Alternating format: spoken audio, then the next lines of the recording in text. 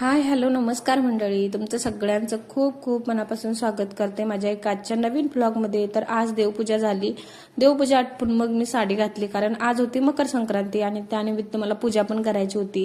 म्हणजे मी फर्स्ट टाइमच पूजा करत होते, मोबाईलवरती बघून वगैरे का असेना, पण असं मी करायचं ठरवलं होतं। चला तर इथून पाठीमागे ना गावी पूजा व्हायची, त्यामुळे मी काही इकडे करत नव्हते। तर आज म्हटलं संक्रांती पूजन आपण करूयात। आणि काही ठिकाणी ना याला सुगड पूजन पण म्हणतात, मी तर बरेच ठिकाणी ऐकले की सुगड म्हणतात याला।